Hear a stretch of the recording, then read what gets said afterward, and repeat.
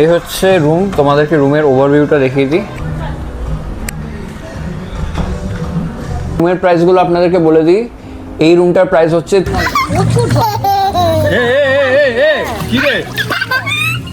এই মুহূর্তে বিশাল জল, এই যে সিঁড়িতে দাঁড়িয়ে রয়েছে, এই সিঁড়ির এখানে উঠে আসছে বাবা রে। এখান দিয়ে এন্ট্রি হয় কিন্তু ওখান দিয়ে লাইন দিতে হচ্ছে, লাইন তো নেই, ফাঁকা একদম।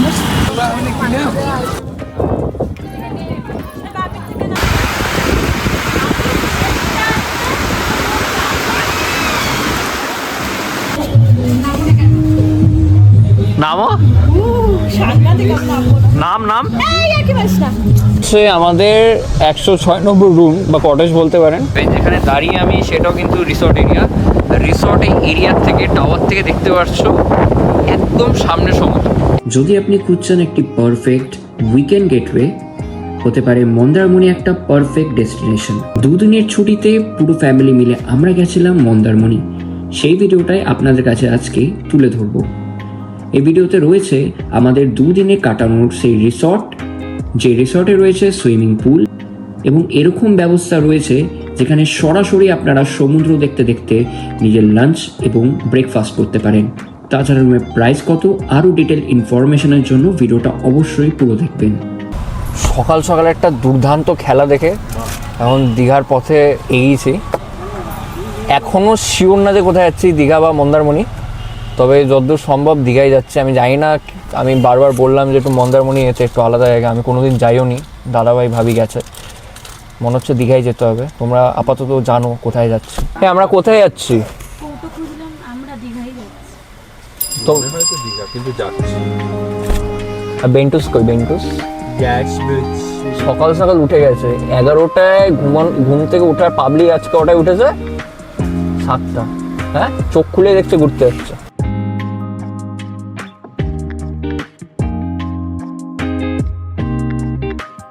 তবে মন্দারমণি যাই বা দীঘা যাই, দুটো ডিস্টেন্স প্রায় সিমিলার। মন্দারমণিটা একটু আগে পড়ে দীঘার, সেই ক্ষেত্রে কলকাতার থেকে 170 বা 75 কিলোমিটারের মতন, আর দীঘা সেই জায়গায় দাঁড়িয়ে মনে হচ্ছে 180 বা 85 কিলোমিটারের মতন।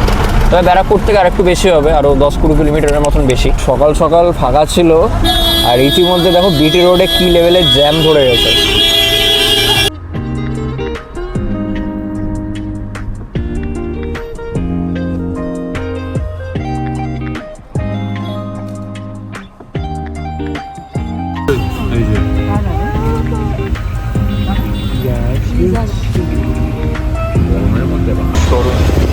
এই জায়গাটা দক্ষিণেশ্বরের একদমই কাছে, এবং আমি এই জায়গাটা এখন অবধি যাইনি, এক্সপ্লোর করিনি। বেশ সুন্দর দেখুন।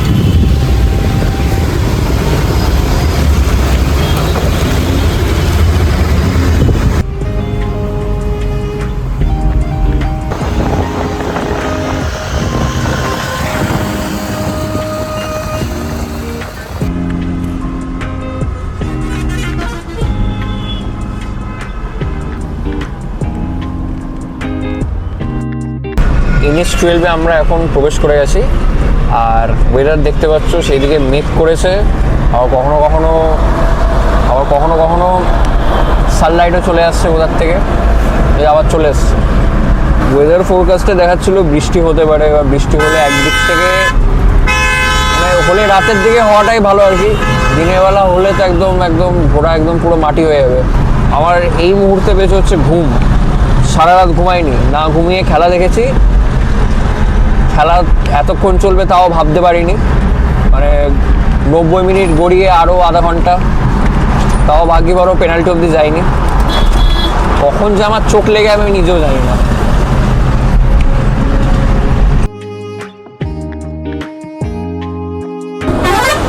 বারবার আপনাদেরকে আমি টাইমটা বলতে ভুলে যাচ্ছি।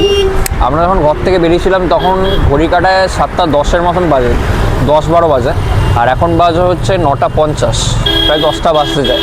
আমরা এই মুহূর্তে দাঁড়িয়েছি হচ্ছে কোলাঘাটে। ম্যাক্সিমাম লোকজনই কিন্তু যতজন আর কি দীঘা মন্দারমণি এসব সাইডে যায় তারা কিন্তু কোলাঘাটে দাঁড়ায়, আর এখানে কিন্তু তাদের ব্রেকফাস্টটা সেরে নেয়। আর এই দিক করে প্রত্যেকটা ছোটোখাটো ধাবা অ্যান্ড রেস্টুরেন্টের মতন রয়েছে। আমরা আপাতত এখানে খেয়েছি। চোখে মুখে ভালো করে জল দিয়ে আসলাম। আমি বুঝতে পারছি না, প্রচণ্ড শরীর খারাপ লাগছে আমার। কোনোবার এত মানে সাফোকেশন টাইপের হয় না গাড়িতে, আজকে ফার্স্ট টাইম হচ্ছে। হয়তো রাত্রিবেলায় ঘুমাইনি এই কারণে, খালি পেটে রয়েছি।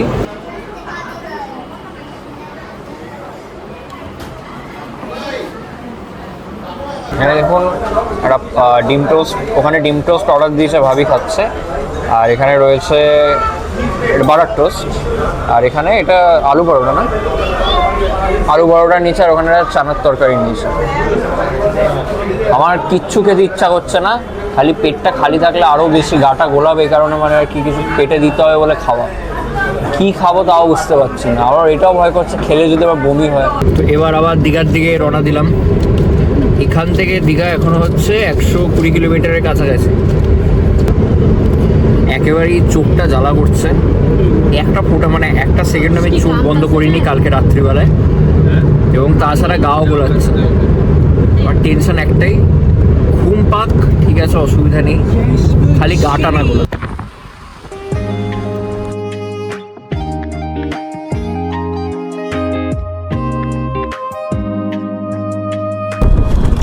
সেই যে 10টায় লাস্ট ভিডিও করেছিলাম, তারপর একটা লম্বা ঘুম দিয়েছি। ঘুম থেকে উঠে দেখছি 12:45 বাজে। আবার ঘুম থেকে উঠে শুচ্ছি মন্দারমণি যাচ্ছি, প্রায় চলে এসেছি। ঠিক আছে, আর কিছুক্ষণই বাকি।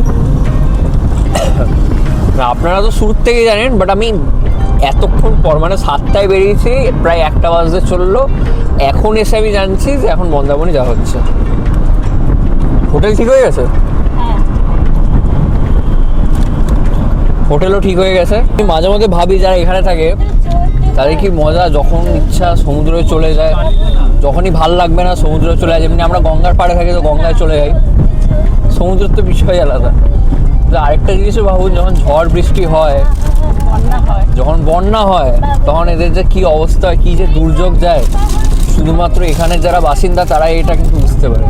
আমরা সেখান থেকে হয়তো টিভির পর্দায় কিছুটা দেখলাম, সাংবাদিক যা দেখাচ্ছে, কিন্তু যা অবস্থা হয় সেই ফিলটা আমরা কোনোদিনই করতে পারবো না।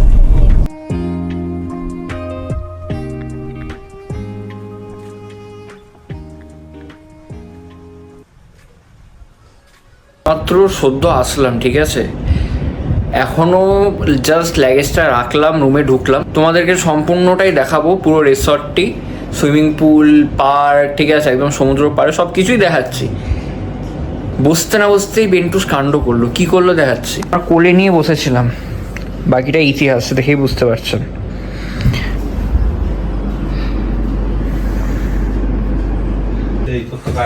গায়ে লাগার কি হয়েছে? তুমি জুতোটা খুলে আসতে পারছো না? ঘরটা তো নোংরা হচ্ছে, কোনো সেন্স নেই। ছোট লোক একদম। বন্ধুরা, এক রাউন্ড ঝগড়া হয়ে গেল দাদা বৌদির মধ্যে। সেকেন্ড রাউন্ড যখন আবার হবে দেখাচ্ছি তোমাদের।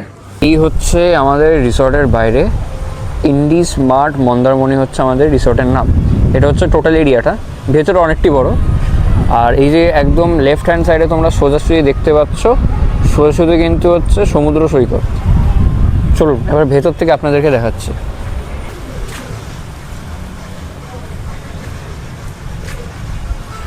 এই যে ছোটো মতন জায়গাটা দেখছেন, এইটুকুনি হচ্ছে এখানকার রিসেপশন সেন্টার। অ্যান্ড যারা আপনারা প্রাইভেট গাড়ি করে আসবেন তাদের জন্য পার্কিং জায়গা হচ্ছে এইটা। এই যে আমাদের গাড়ি পার্ক রয়েছে, সামনে আরেকটি গাড়ি রয়েছে, অনেকটি বেশ জায়গা। এখানে আরও 4টের মতন গাড়ি আরামসে, 4-5টা গাড়ি আরামসে এটে যাবে এখানে। পার্ট হচ্ছে এখানে একটা ইয়েও রয়েছে, সুইমিং পুল দেখতে পাচ্ছেন, সব এখন চান করছে। আর এই যে লেফট হ্যান্ড সাইড করে প্রত্যেকটি এখানে ছোট ছোট কটেজ করা রয়েছে। এখানে 1002 নম্বর রুম, 3-4 করে রয়েছে।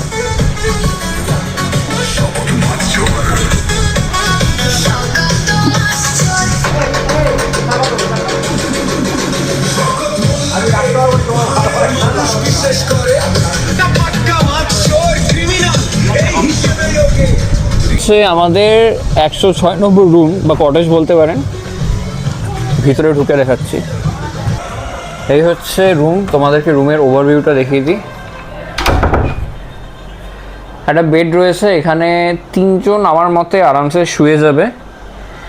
এখানে জিনিসপত্র রাখার একটি জায়গা এবং ডাস্টবিন রয়েছে পাশেই, অ্যাস্ট্রেও রয়েছে। তাছাড়া হচ্ছে এখানে কিছু সুইচ বোর্ড অ্যান্ড অল। এখানে একটা জানলা রয়েছে, আমি আশা করছি না কেউ খুলবে এই জানলা। আর একটা আয়না রয়েছে, টিভি রয়েছে, কেটলি দেওয়া রয়েছে, সেটা খুবই ভালো জিনিস। এবং তাছাড়া কিছু পাউচেস দেওয়া রয়েছে, কফি যা কাম করনে যাতা হো কাণ্ড হয়ে যাতা। এখানে কিছু পাউচেস রয়েছে কফি অ্যান্ড টি এর, সুগার অ্যান্ড অল। আর এখানে একটা ছোটো মতন আলমিরা রয়েছে জিনিসপত্র রাখার জন্য। একটা কি বলে চেয়ার রয়েছে। আর এখানে স্ক্যান করলে আপনারা এখানকার মেনু দেখতে পারবেন, দিয়ে সেখান থেকে অর্ডার করতে পারবেন। একটা জিনিস কি ভালো, খাবারের টাকা পয়সা আমি এখানে যে স্ক্যান করে যা আসছে পুরোটাই আমি অ্যাটাচ করে দিচ্ছি, আপনারা দেখে নিন আপনাদের বাজেট হিসাবে। তাছাড়া একটা কি ভালো জিনিস, আপনারা এখানে বসে মানে নিজের রুমে বসে খেতে পারেন, তাদেরকে বললে তারা আপনার রুমে খাবারটা এনে দেবে। এই হচ্ছে বাথরুম। খাবারের কথা বলে বাথরুম দেখাচ্ছি তার জন্য সরি, বাট এই বাথরুমের একটা কি প্রবলেম সেটা হচ্ছে এই ছিটকানিটা একটু ভাঙ্গা টাইপের, আমি জানি না বুঝতে পারছেন কিনা, তো লাগে না ভেতর থেকে। এই হচ্ছে বাথরুম। প্রাইসগুলো আপনাদেরকে বলে দিই, এই রুমটার প্রাইস হচ্ছে 3000 রুপিস। প্রাইসটাকে দেখে আপনি রুমটাকে জাজ করবেন না, কারণ কি মন্দারমণিতে প্রত্যেকটি যেই হোটেলস অ্যান্ড রিসর্ট রয়েছে তার প্রাইস কিন্তু রুম প্রাইস যেটা থাকে সেটা কিন্তু অত্যন্ত বেশি থাকে অ্যাজ কম্পেয়ার টু দীঘা বা আলাদা কোনো জায়গা বলুন শঙ্করপুর বা তাজপুরে। ভয়ঙ্কর সিস্টেম হচ্ছে এই চাবিটাকে নিয়ে দিয়ে বেরোতে হবে। এই চাবিটা যদি রেখে আমি বেরিয়ে যাই তাহলে আর বাইরের থেকে খোলা যাবে না। ছোটো মতন পার্ক রয়েছে। আর আমাদের বুচিলি বিক্রি বিক্রি আসো আসো আসো, পড়ে যাবো। আরে পড়বে না, নামো। নাম নাম আমি ধাক্কা মেরে দিচ্ছি। প্রচন্ড সেটুকু নামবো না।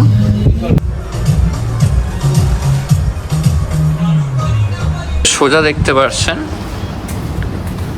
যে একটা সিঁড়ির মতন করে উপরে একটা ধাপ করা রয়েছে, সেখান থেকে আপনারা সমুদ্র একদম দেখতে পারবেন।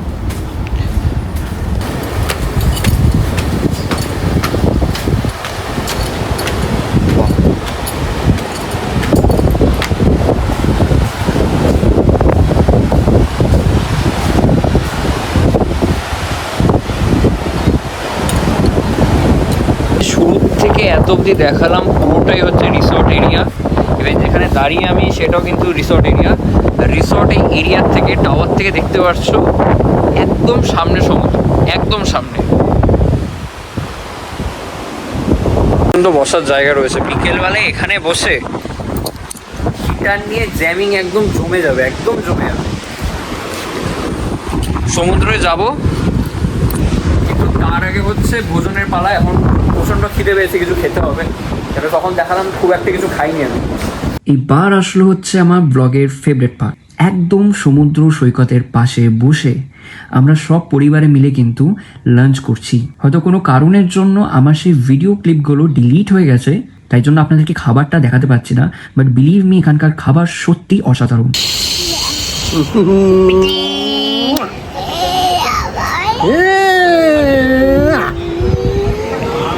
এখানে যেই বিল্ডিংসগুলো ছোটোখাটো দেখছেন ভেঙে গেছে, এটা যখন আমফান হয়েছিল না তখনকার সময় ভেঙে গেছিল। এই এরিয়াটা হচ্ছে ওই হোটেলের মানে ওই রিসর্টের, আর আমাদের যে রিসর্টের এরিয়া হচ্ছে এখান দিয়ে যেতে হবে আমাদেরকে। একটু খারাপ বাট ঠিক আছে, সমুদ্রে যেতে হবে লাস্ট অব্দি।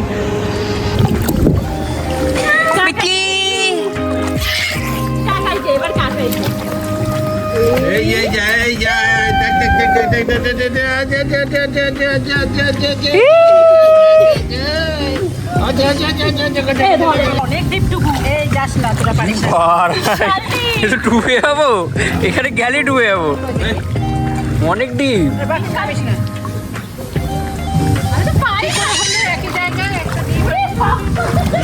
আমার জন্য এই জায়গাটাই ঠিক আছে, আমি ওখানে যাবো না, ওখানে যেও না বাপি, বিশাল ডিপ। কি রে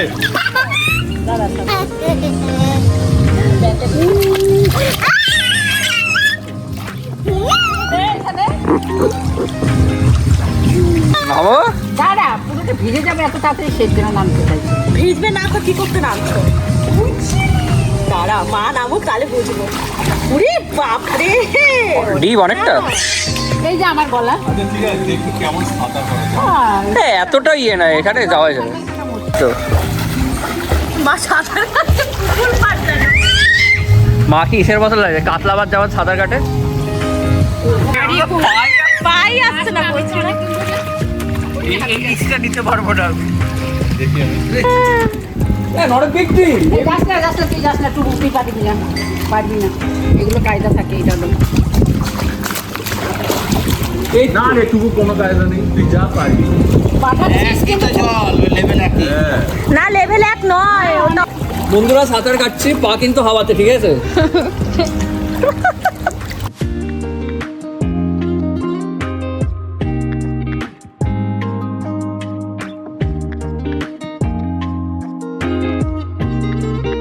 মন্দারমণিতে কি মানে তোমরা দীঘাতে যেরকম সি বিচের সামনে অনেক দোকান আছে, দোকানপত্র রয়েছে, খাবারের দোকান রয়েছে, মন্দারমণি একটা গ্রামের অঞ্চলের জায়গা। এখানে না মানে সেরকম কোনো দোকান পাবেন না, কোনো ছোটোখাটো ঘুমটিও পাবেন না।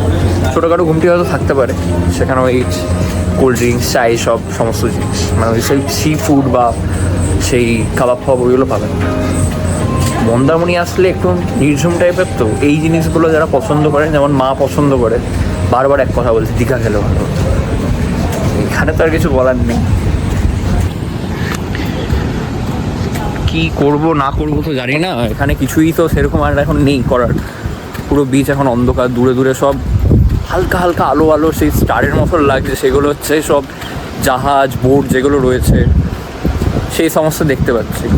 আপনাদেরকে আমি সকালে দেখাবো বিচটা ভালো করে। তবে হ্যাঁ, একটা জিনিস আমি আপনাদেরকে বলছি, রাত্রিবেলায় বিচের যেই জিনিসটা হয় না, যেই শান্তিটা হয়, এই শান্তিটা উপভোগ করতে গেলে মন্দারমণি, তাজপুর বা শঙ্করপুর এই সমস্ত জায়গায় যদি আসেন তাহলেই করতে পারবেন। সেই দীঘাতে গেলে কী হবে, এক তো সারাক্ষণ ধরে ওখানে মিউজিক চলে, দ্বিতীয়ত হচ্ছে ওখানকার অত্যন্ত বেশি পপুলেশন, মানে একদম মজা লাগে না। আমি জানি না অনেকজনের ওই জিনিসগুলো ভাল লাগে, নিঝুম ভাল লাগে না। হ্যাঁ, এখানে দোকানপাট দূরে, কিন্তু এখানে যে শান্তিটা রয়েছে সেটা আমার ব্যারাকপুরেও নেই, সেটা আবার দীঘাতেও নেই।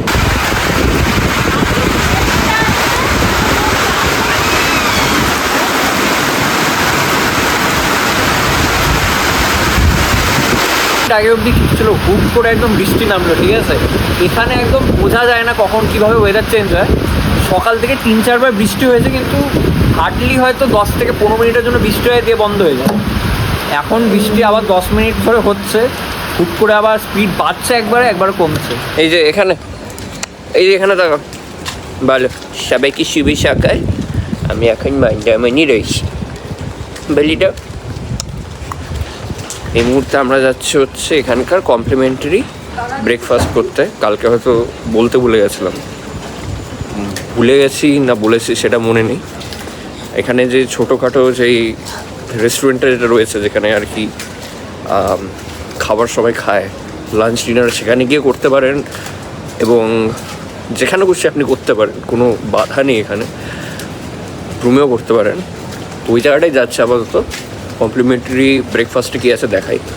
আর তাছাড়া সকাল থেকেও বৃষ্টি হয়েছে, দেখতে পাচ্ছেন রাস্তাঘাট পুরো ভেজা।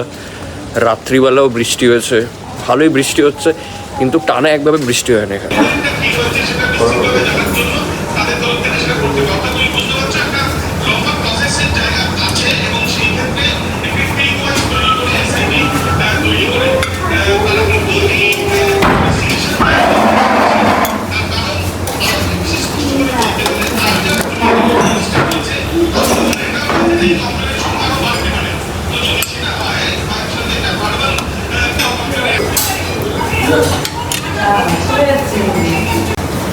এদিকে ছাড়িস না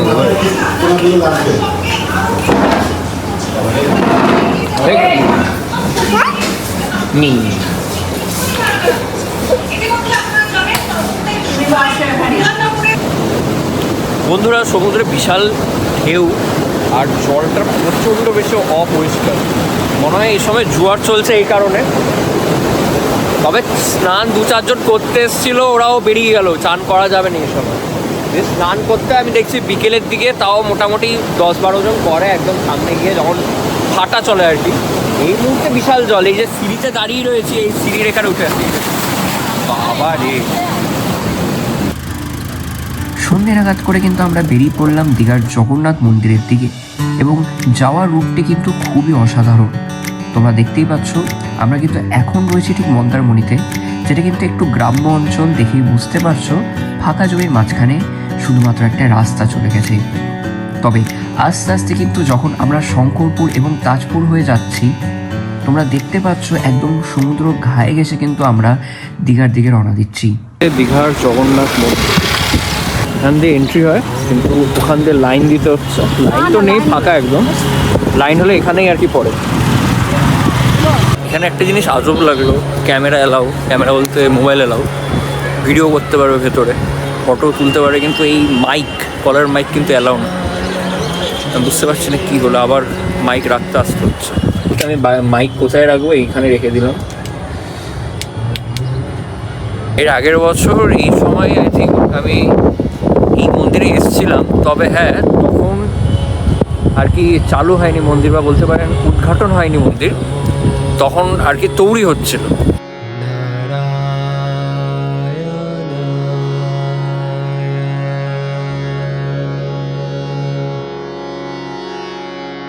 পুরুষায় মহাত্মনে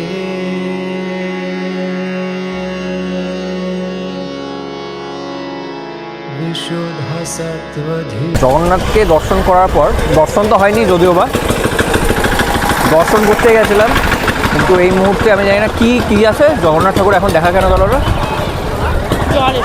জ্বর, ওই রথের আগে কি একটা রিচুয়ালস হয়, স্নানযাত্রা। যাই হোক, এই মুহূর্তে দেখা গেল না, দর্শন হয়নি, ভগবান চাইনি।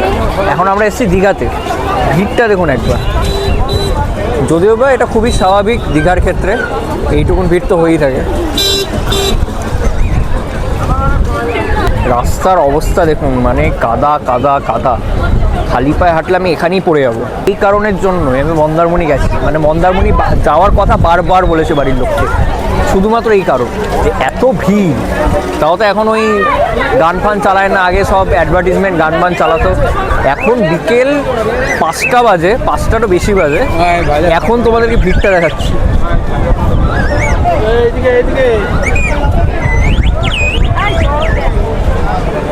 এখানে দেখুন চারিদিকে নোংরা করে রেখে গেছে।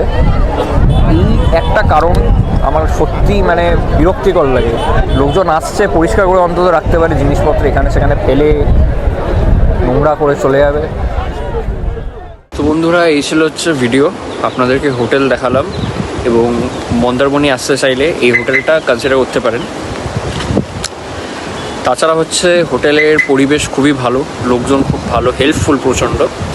তো যাই হোক, চেক আউট সময় চলে এসছে, 11টার সময় চেক আউট। আমরা এখন বেরিয়ে যাচ্ছি, আবার কলকাতার দিকে রওনা দিচ্ছি।